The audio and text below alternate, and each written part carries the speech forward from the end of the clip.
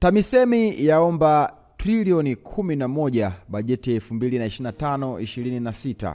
Ofisi ya Rais Tawala za Mikoa na Serikali za Mitaa TAMISEMI imewasilisha bungeni makadirio na mapato kwa mwaka 2025-26 yenye takriban shilingi trilioni 11 kwa ajili ya wizara ya taasisi zilizo chini yake. Bajeti hiyo imeongezeka kutoka shilingi trilioni 10.125 zilizotengwa mwaka 2024-25 hadi kufikia shilingi trilioni 11.783 na kuwa na ongezeko la zaidi ya shilingi trilioni 1.66.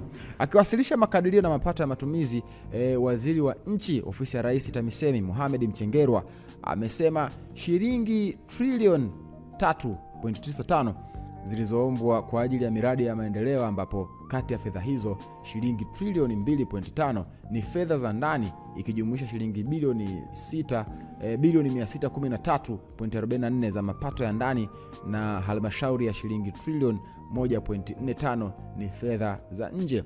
Pia amesema shilingi trilioni 7.84 ni kwa ajili ya matumizi ya kawaida yanayojumuisha mishahara, shilingi trilioni 6.3 na matumizi mengineyo shilingi trilioni 1.53 ikijumuisha shilingi trilioni 1.067 za mapato ya ndani ya halmashauri. Amenukuliwa akisema,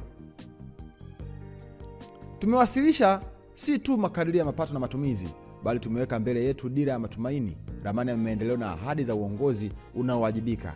TAMISEMI haitafuti sifa ya kisiasa, tunatafuta suluhisho sahihi kwa maisha ya Mtanzania wa kawaida. Aidha, Mchengerwa ametoa wito kwa mikoa, mamlaka za serikali za mitaa na wananchi wote kushirikiana kusonga mbele kwa mshikamano.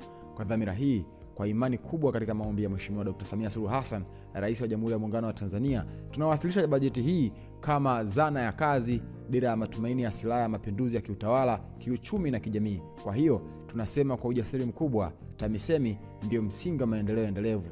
Kila shilingi ina jukumu, kila kiongozi na wajibu, na kila mwananchi ana nafasi. Hayo ni maneno ya waziri anayesimamia wizara ya ofisi ya Rais Tawala za Mikoa na Serikali za Mitaa Mohamed Mchengerwa.